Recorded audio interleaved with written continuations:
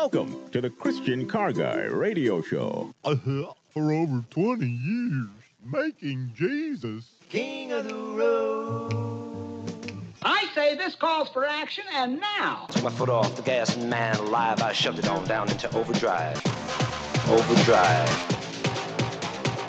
Overdrive. Overdrive. Overdrive today on the Christian Car Guy Show. And maybe you've heard that term. Like, what does it actually mean that you're going to put your car in overdrive? What exactly is the purpose of that? And maybe you've wondered that. And clearly, when you think about it from a spiritual perspective, you know, it's pretty cool to think that God is kind of over you. And he's certainly, under certain circumstances, I bet you've had something in your life where you felt God kick in and your life kind of went into overdrive. And exactly the term has all sorts of interesting implications. But just to first explain it from a car standpoint, the idea of overdrive originally, the person that came up with it, it's a very practical thing. The idea was to get better gas mileage, which is definitely in everybody's heart and mind right this minute. If you notice that gas is not as inexpensive as it once was. And so overdrive becomes extremely a beautiful thing, especially because the original purpose of it was to get better gas mileage. And here's how it works. It's just simply a higher gear ratio than any other gear ratio. Is usually going to be high gear in any particular car. And the idea of gear ratio just means that the engine is going to turn over one time. Now, how much is the output shaft to the transmission going to turn, right? And so when you start off, right, you need power, you need the wheels to begin to turn. So you're in your first gear, second gear, third gear, so to speak. And those gears, the engine has to turn several times to get the output shaft of the transmission to make once, because that gives you a lot of torque, a lot of turning power, okay? But that gets horrible gas mileage. If you ran around in first gear, second gear, third gear, just like if you've ever ridden a bicycle in first gear and you pedal, you don't go very fast, but it's easier to pedal, right? Well, if your bicycle had an overdrive gear, which some may actually have that, then what that means is every time you make one time that you go around on the pedals, the back tire is going to spin more than once. And so you can imagine that would give you a greater speed. But if you're looking to save energy, right, if the engine doesn't have to turn over a full turn, in other words, the pistons don't have to go up and down near as much to get a turn out of the output shaft of the transmission, then what's the result? Better gas mileage. Yes, you get a higher speed, as in the case of the Hot Rod Lincoln that we just heard a minute ago, that he was going to outrun the Cadillac because he kicked it on into overdrive. But the reason that originally and the actual practical purpose of overdrive, from my perspective, is clearly just to be able to be more efficient. And so when you see these new transmissions that have 6, 7, 8 gears, one of the reasons is they may have 2 or 3 overdrives. Right? That it actually, you know, 5th gear might be an overdrive and 6th gear might both be overdriving the engine. In other words, you get a higher ratio and you can get even better gas mileage. And so there's a lot of engineers that are sitting there working all those details out. And fortunately for us, we have RK in the garage, and at the bottom of the hour, he's going to come on and help us with some of the issues that you can have with an overdrive transmission. But I just wanted to give you the basic thought of what is overdrive from a mechanical point of view as far as cars are concerned. But God showed me this week something sort of miraculous when it comes to overdrive from a spiritual sense. And so when I think of overdrive from a spiritual sense, I'm always very pleased to have with me my good friend Bill Mixon, right, my Christian insurance guy. And how many times in your life, Bill, has God overdriven? Like, I can think of several times where you were kicked into overdrive just to. Well, I hope it occurs to us on a regular basis. I've got one time when I was asked to be an elder of a church, and the last thing I wanted to do was to go to the hospital because I never know when to leave. And it's always frustrating to me, am I staying too long? Did I get out too early? And I remember that I gave the day over to God that morning. I said, God, I really don't want to do this, and I've got a long list of things I need to do at work, but this is your day today. I'm going to do what I think you want me to do. and I'm heading to the hospital. And we get there, and Forsyth Hospital, you can park 3 hours walk away, or you can park right at the front door, and the front door's Right. open. Oh, yeah. So I pull in and I look, and right in front of the flagpole, there's a open spot, and there are 4 cars in front of me, and I'm saying, should I go straight and see if I can, or should I just go to the back of the lot and walk in? And I keep going, and the first car passes it, the second car, and I pull into the absolute perfect spot. And I walk in, and I check at the front desk, and I said, we've got 3 members here. I need to check and see if it's all right for me to go up and see him. She says, oh, well, this person's already checked out, and these folks you can go see. Well, that makes life a little easier. And I get up, and the first lady's had a leg from her knee down amputated because of diabetes. And we're sitting there talking a few minutes, and I ask her if we can pray. And then her family comes in. Well, I mean, that's just the absolute perfect time to say, I'm going to let you spend the rest of the time with your family. It was nice to see you. And I get over to the next person and go in, and we're sitting there and having a nice talk. And I said, just thinking, how long do I keep this up? If I'm in the hospital, I don't want people in the room. And the doctor and the staff come in, and I said, ooh, perfect. And I remember thinking, my daughter's got a new best friend, and I haven't ever met her father, and he's in the hospital here at Forsyth, and he's back in a special that had a halo, an aluminum on the top of his head, so that they could stick it in a machine and basically microwave this cancer in the middle of his skull. And he's in a section of the hospital you just can't get to, and it's like every door that needed a pass to get through, to get to, or to talk to was open, and I'm back to his room in absolutely no time. And I sit down with Brian, and we had the best time. It's like there were all these different things in our history that just brought us together. A new best friend in a half hour. It's like I had absolutely no doubt that this is where I was supposed to be at that time. And, sometimes when we go with God's flow, when we go into overdrive, it's not, which of these things do I want to do, God, give me wisdom. It's, God, this is your day. Tell me where you want me to go, that life gets really exciting. And the operating word that Bill used, as I was listening carefully, is with, right? That he was going with God, and God was with him, obviously, as he got the parking places, got the opportunity to meet with his friend. And so this week, God showed me this passage, if we read it carefully in Genesis chapter 4, to see like a huge, I'm sure you're like me, you always wonder, how could Cain kill his brother, and what does this really mean, and why is this so significant in the Bible? Is the book of Genesis is sort of like an index to everything else, and I know this is a very important passage, and I sense its importance, but a lot of things I have questions about. So I was studying it again because I found out that Abel's name means a breath. It means, actually, interestingly, vanity. And how I got there is maybe a story for later in the show. But nonetheless, as I began to read these 2 verses carefully, the first 2 verses, I saw something I'd never seen before. And it very much lines up with Cain's name. Okay? And Cain's name means to acquire. Or you could, like, if you ever watched the movie Finding Nemo, you might have heard these seagulls, and they had it perfectly. They didn't use the word acquire, but they wanted to acquire, and so they used the word mine. So, Nick, you got it for us? Mine. Right. And I don't know about you, but like Bill was explaining, his day was mine, right? But he let go of that, right?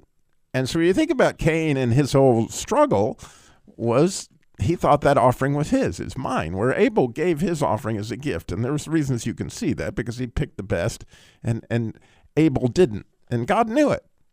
And so he didn't look at Abel's offering. He didn't look at Cain's offering with the same idea. But when Eve bore Cain, when he got his name originally, he kind of got set up for this deal. And so let me read this carefully. And it says, and Adam knew Eve, his wife, and she conceived and bare Cain, and said, I have gotten a man with the Lord. And that word gotten would be the same similar idea of acquired, But she said that with, as we talked about, with the Lord. So it's kind of interesting that here we have this very huge word with, but if you look in most King James Bibles, it'll say from the Lord. But it's very, very clearly and extremely important that is with, that she had it with the Lord, that she partnered with both Adam and God in order to now have this child. The problem is the child mine? And am I going to grasp onto that child because I acquired it? That was kind of where the struggle went. But we're going to get to his brother and your stories, we hope. 866-348-7884. When did God kick your life into overdrive? We'll be right back. You're listening to the Truth Network and truthnetwork.com. Christian Car Guy Radio Show. I say this calls for action, and now. Took my foot off the gas and man alive, I shoved it on down into overdrive. Overdrive. Overdrive. Overdrive. Overdrive today on the Christian Car Guy Show, and the idea of that is, obviously getting good gas mileage and taking advantage of transmissions like that. If you're out there buying a car, you may want to find out, like, man, what kind of gas mileage this car has may well have to do with the kind of transmission it has. And one of the reasons that a lot of manual transmissions at fifth gear is an overdrive gear. And fun when you know that to experience it and to work with it. And we're going to have RK in the garage at the end of the show to talk about that. But spiritually, what does it look like when God has you in overdrive? As we talked about with Bill's story, we would love to hear yours. When, you let go of something and you no longer, like we did the seagulls, and no longer were clutching to it like mine, my day, my job, my kids. And all of a sudden, you let go and like a breath. You just have a breath for a minute, like Abel's name was a breath. But Cain, who was a grasp, okay? But I want you to just enjoy, I guess, the scriptures here and the way this actually reads in Hebrew when you look at it closely, is they've used the word 3 times, with, 3 times, in order to explain the birth process of these 2 boys. And they were all with the Lord, okay? That, again, she bore with his brother, with Abel. In other words, in the first verse, it says, I've gotten a man with the Lord. And again, she bore with his brother and with Abel. And so you have 3 withs for 3 different ideas that are going on here. You have the original grasper, the mine situation. Then you have the idea of the brother, which is tragic when you think about what happened to this brother, because he had a brother. It was a gift, an amazing gift. But he wanted to control his brother. He didn't want his brother to overdrive him, so to speak. However it works, it didn't work out good. And then you have the idea of that she actually then had this with God again, so that she would have this Abel. And so, if you have a sibling, like your parent not only got you, but they also got a brother or a sister for their first child, which was significant, right? I can remember when Tess was born for Robbie and Mariah was born for Tess, and all that made a whole different dynamic to the family. And every single brother or sister you have out there, and whether you realize they're your brother or sister, that you, when you really think back to the genealogy of this thing, yeah, they are. They're 100% your brother and your sister. And they are significant in the family dynamic, and they are a gift, and they are not mine, but they are with the idea of that. And so the reason why I got here is I was really struggling, honestly, with some relationships of people that had really disappointed me. And I was trying to I was asking God, help me with this. And I'm so frustrated.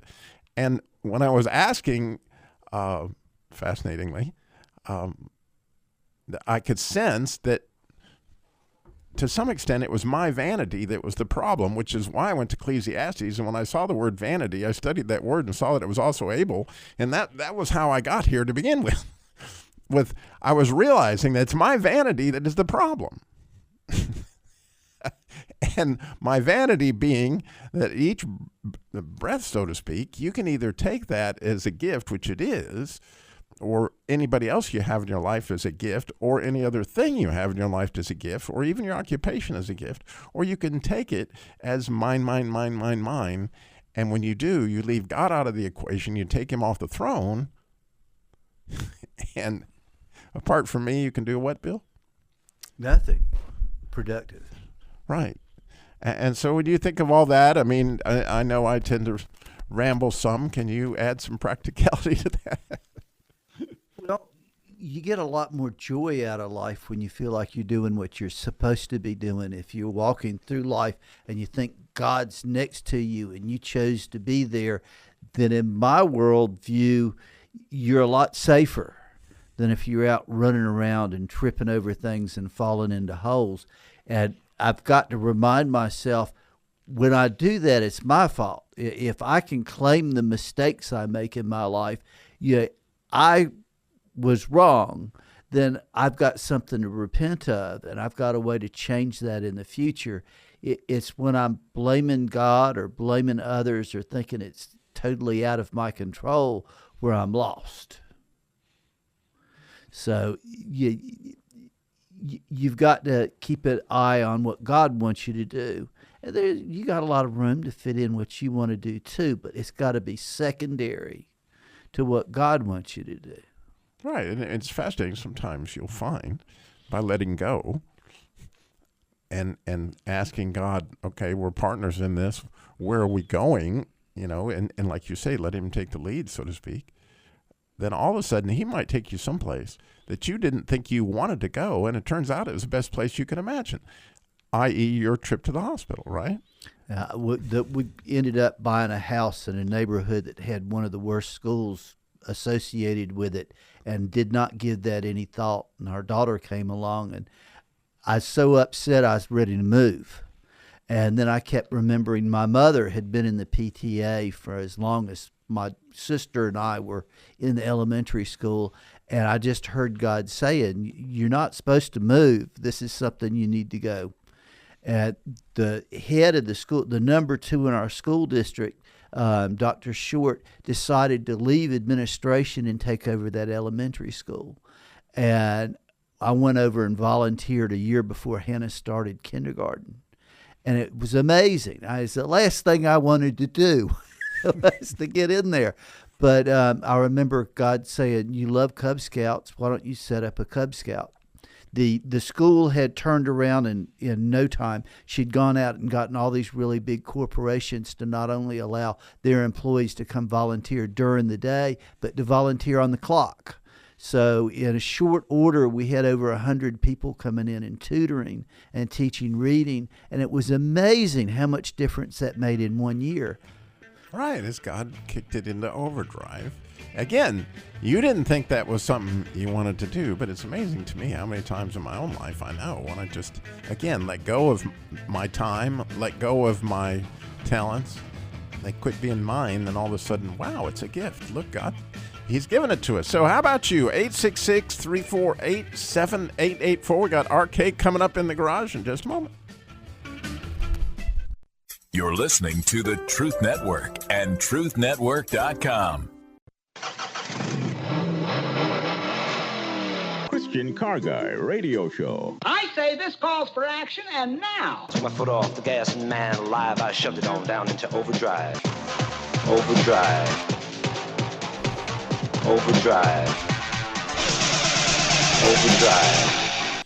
Overdrive today on the Christian Car Guy Show. How fun. I'm here with my Christian insurance guy, Bill Mixon, and so exciting. When it comes to overdrive, I can only, when I think about my friend RK, he's 89 years old and still working on cars, and helping me is like roadside assistance for me, RK. And today, RK, we're going to spend a little time, so we got to hear your theme music by all means. Good morning, And now time for the legendary garage of RK, 88 and still full throttle. Yes, he is. He's an overdrive, so to speak. But RK, these overdrives, they're not without their challenges. That's for sure. Good morning, everybody. Good morning. Yes, you're right there. I had this past week a transmission call came in, and I wouldn't answer the phone because I don't know those numbers. But finally, somebody texted me and asked me if I was still doing transmissions, and he has an '84 Thunderbird with the AOD, automatic overdrive, that they made from '80 to '93, and I smiled because Ford came out with a transmission with a 4-speed and overdrive without a converter that locks up, and they did it uniquely. But the 3 to 4 shift. Okay, well let me slow down just for a second, RK. So inside of it, and this is a beautiful thing. I just love to look at it inside my mind. So there is a thing called a torque converter, right? So an engine turns around and it has torque, and as it turns around, if you don't have a clutch, if you know what I'm talking about, straight drives, allow the engine to disengage so that the car doesn't stall at the stoplight with a clutch. That was a manual transmission. Well, you ever wonder how that happens in an automatic transmission? It happens through what's called a torque converter. And so that torque converter, if you were to look inside of it, it has 2 blades, like a motor propeller in a boat. And so there's a blade that's going, pushing actually transmission fluid one way. And so it's sort of a fluid coupling between the distance between these 2 propellers allows it to spin freely if you got to stop at a stoplight. However, there's always some slippage there if you were to go up to full speed, right? And then the idea of what RK's talking about is getting into overdrive where you want more than a 1-1 ratio. If you can imagine these 2 propellers turning against each other, there's always slippage between those 2 propellers in the traditional automatic transmission. And so what they did in their genius ideas when they were trying to get better gas mileage after the gas crisis is they came up with something called a locking torque converter. And in speeds over 40 miles an hour, and if you're not under acceleration or deceleration, the torque converter locks up so that no longer the propellers are, or the thing that's working, that the torque converter becomes one like a clutch to where it's going to give the rotation straight into the input shaft of the transmission. Did I do a good job explaining that, RK? Yes. Did I lose you, Bill? Wait a minute. We got Bill. He's got questions in his mind. Where did I lose you? Just different pictures of it popping in my head. I've got a general idea. Okay. All right. So go ahead, RK. Well, there's one transmission I was talking about, this Ford AOD, that doesn't have that system that you just explained. They did it without that lock-up converter. Right. It still has the fins in there, it still locks up, but it doesn't have the extra clutch that comes on around 37 to 40 miles an hour in the 4 speeds, right, or sometimes second. But this transmission is unique because they put a gear, they lock the shaft that comes out of the front pump goes straight through the converter, and it goes into a spline and stationary, and it goes all the way through the transmission to the back. That's the overdrive. It's a little weak back there, but they can update that. But anyway, that's the only transmission I know that has a 4-speed that doesn't have a lockup converter until '93 when they split the shaft and they made it AODE. But that's a unique transmission. I love them, but the step from 3 to 4 is a little bit. You feel it. Let's put it that way. You feel the shift in that transmission. But that's unique. So it feels like it has a shift kit in it, right? Oh yeah, I still put that in there. Sure. So, you don't wonder. Gee, I wonder if I went into 4th, because you feel it go bam, in your back when it shifts. Yeah. Not that much, but there is a difference because of this step. If you put a step between 3 and 4, well, it's easier. You're stepping down halfway instead of a foot, So that's what that transmission does. It doesn't have that, so it goes, and you can feel that shift. It's unique. I love them. They're good trans. Yeah, and so I love the fact that what did it do? It made you smile, right? Yeah. And the reason it made you smile is because you see the engineering that obviously Ford was trying to. Oh, do you remember? I remember my dad's 38 Nash had an overdrive manual transmission. Do you remember the first overdrive you saw? The first overdrive I saw got in trouble was a 55 Mercury convertible that the doctor in an Orange Memorial Hospital owned.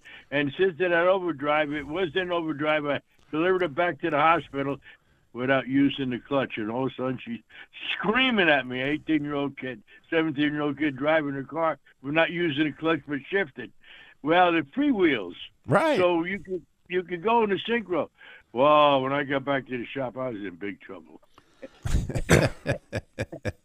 Anyway, my dad's talk about freewheel. That 38 Nash, for those people who are cars nuts out there, it had an overdrive transmission, but it also freewheeled.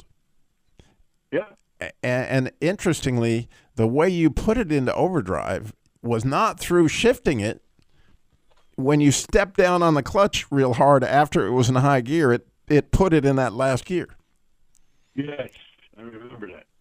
And it freewheeled. And so again, if you're picturing that if the car is freewheeling, then it's no longer in a hard connection from the wheels to the transmission, right? So it can freewheel and shift it without doing anything. Right. Yeah. and those things that they were all trying to figure out how to get better gas mileage. That was the original idea behind overdrive. It wasn't necessarily to try to beat the Cadillac in the Lincoln expression. So again, it's amazing to me the engineering that they went to because they could, right? And they did it. But again, you being the transmission mechanic all these years, you've seen where they failed to meet the mark, and mostly, right? Would you agree with me that it's based on the quality of the components?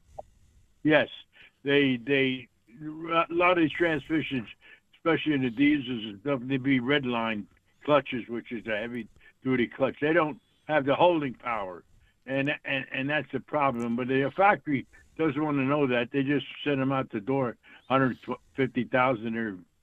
They've had it, But some of them go longer. But that is, I do not use any overseas parts. I don't use anything. Some electronics I do out of Taiwan, but I don't buy Chinese stuff. Well, it's just like good food. If you use great quality ingredients, you can make a good meal. Same thing when you're building a car, right? You want to use the best possible, hardest metals in certain cases, and not pot metal. Like, how many times have you had to repair something because the metal was like, what were you thinking when you made this particular part out of that kind of metal, right? Yes. And so when you're buying used parts, or you're buying new parts, when you're buying replacement parts, whatever, the components are really, really important, right down to the type of rubber that they use, if it's wires, everything. That it's huge. And so I hope this is helpful for you guys listening when you think about doing some of these repairs, because nowadays people look at YouTube and they try these things on themselves. But like you were talking about today, because our friend's caliper broke up, there's a difference between mechanics and shade tree mechanics, right? What caliper broke up? O'Brien. Yeah. Well, it didn't break up. That if he, I'm sorry, he should have put calipers on when he did the brakes. There was that caliper at 1,200 miles later went bad. It was bad at 1,200 miles. So that could be him doing the job in his backyard. Yeah, well, it's just a matter of seeing and being familiar with certain things. And again, the overdrive. I'm sorry. No, it's okay. We got to go to break. RK, we'll be right back. On the other side, you got a question for RK, or you got a story, we'd love to hear it. 866-348-7884. You're listening to the Truth Network and truthnetwork.com. Christian Car Guy Radio Show. I say this calls for action, and now. Took my foot off the gas and man alive, I shoved it on down into overdrive. Overdrive. Overdrive. Overdrive. Overdrive today on the Christian Car Guy Show. We're here in the garage still with RK, and if you got a question for RK or a story of overdrive in your life, we'd love to hear it. Call us 866-348-7884, 866-348-7884. Again, here in the studio with me is my good friend Bill Mixon. And I can tell you where Bill Mixon and RK have something in common, okay? And they would both tell you this. It's not working on transmissions, I'll tell you that. Oh, wait, but here's where it fits, okay? And I know this from both of them, that knowing somebody you can trust and really working in overtime. In other words, God will give you wisdom to get the people that you need in your life. Right? And you need an agent, in my opinion. You need somebody in insurance that you can ask questions of that can actually help you through your claim experience, whatever you got. You need a mechanic in your life or somebody. Again, RK may not know everything there is to know about some new highfalutin, electric something or other, although he knows a lot about electric cars because he worked on my Prius with me a lot. But the thing of it is if somebody has a really great understanding, they can at least point you in the direction of where to get the help you need if they themselves can't help you. It's the same way with so many things. And so a minute ago we were talking about how do we get that person in our life when we have this situation that is, to me, by actually letting go of it and asking God to come in it and help me find them. Right, Bill? I agree with you. It's always good to have experts around that can at least help you not step in the wrong holes. Go ahead. Go ahead, RK. I want the listeners to know something, just for their own sake. ATRA, Automatic Transmissions Rebuilders Association. They opened up in probably in the 50s, 54, 55. It's still in business today. They're a heck of a company. They do seminars everywhere. They help you out on the hotline. But they also have a warranty worldwide. And if the transmission shop in Jersey does something, it goes bad in Texas, there's a communication and they fix it. So if anybody needs transmission work, can't find anybody, go look for ATRA, ATRA, and they'll find the honest, the good mechanics that know what they're doing. Is there something like that in the insurance world? Like, how do you find that good agent anymore? Because it's a different world today than it was 10 years ago. Well, I'm very hesitant about using an 800 number to buy insurance. I want somebody that I can sit down across the table with, that I've got 3 or 4 friends that have done business with them, so that I've got just a little bit of power over them. It's always good to check the Better Business Bureau on the agency and see how they do, and to Google comments, understanding there's some stupid ones that get put in there. But you really need to pay attention to who your agent is, because the insurance isn't any good until it comes time to file a claim. And most of filing a claim is articulating the situation the right way. If you don't explain it correctly the first time, you shoot yourself in the foot. So with my clients, I would say to them, talk to me. Let's figure out what you're going to say. Write it down. And then you read what it is you say so that you know 100% how you explained it. And then I'd help people articulate it truthfully, but clearly, succinctly, and it would make all the difference in the world and how quick and easy and the amount the claim was settled. Having been in RK's position from a standpoint of I was a service advisor in a car dealership for some time before I became a service manager, before I became a dealer, and the mechanics need your help in explaining a situation, right? People come in and they say, well, I need brakes, right? Well, that isn't something you tell a mechanic. well, I'm hearing this scraping sound, or I'm feeling in the pedal. In other words, you don't tell the people what you need necessarily. You tell them what the symptoms are, right? What is it that you are experiencing? And RK, I bet you can add to that equation. Oh, yes. I had a customer, not my own, but a friend of mine, have a customer come in with bad brakes. And she ran out of brakes. I don't know if I told the story before. But anyway, the husband brings the car in. They can't find nothing wrong. The third time, fourth time, he brings it in. The mechanic says, could you bring your wife in and we'll see what's going on with the brakes?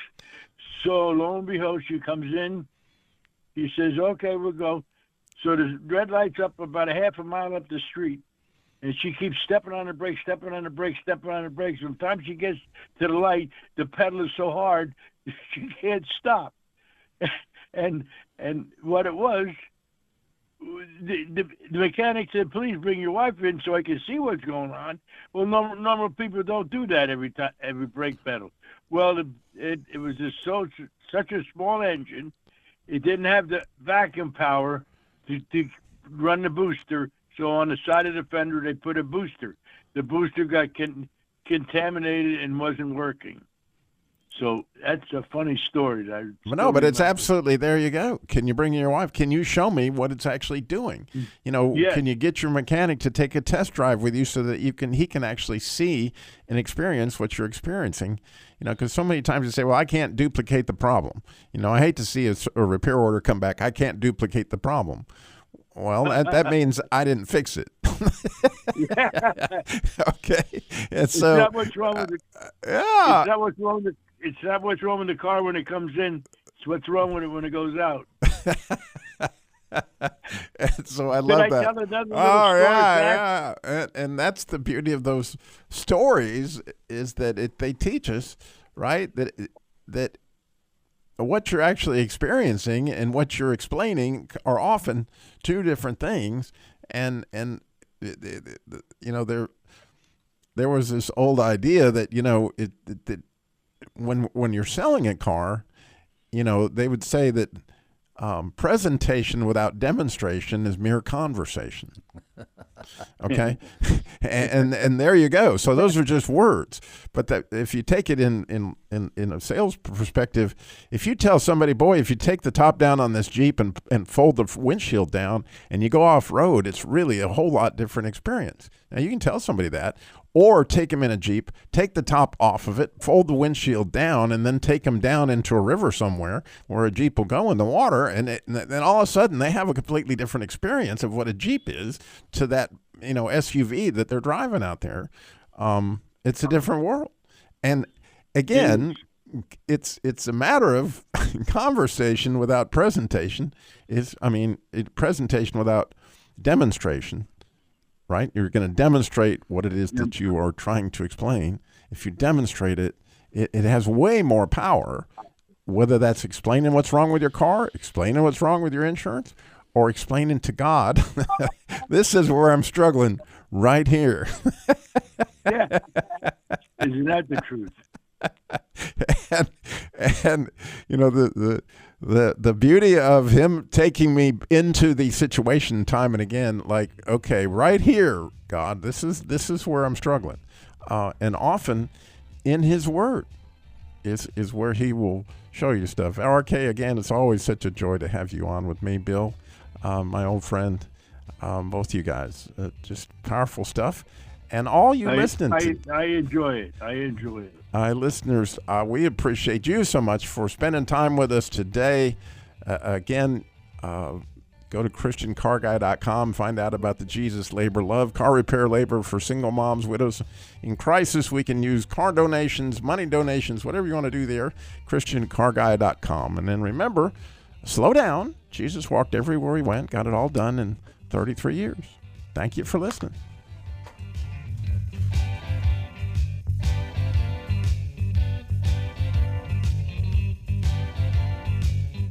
You're listening to the Truth Network and truthnetwork.com.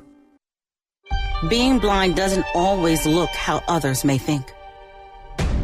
Retinitis pigmentosa aimed to overwhelm my family. It tried to cut me down. I know where to find support and where I can be seen.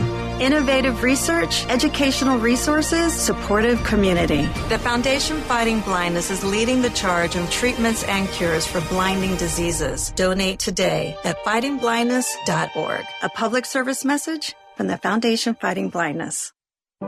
Small talk. Nobody likes small talk. It's boring, mindless, awkward, empty, painful, hard, pointless, and dull. But we'll take it. Donate your small talk to foster care, because just talking about the 700 kids that enter the system every day can help the 700 kids that enter the system every day. Learn more at donateyoursmalltalk.org. Brought to you by Foster More.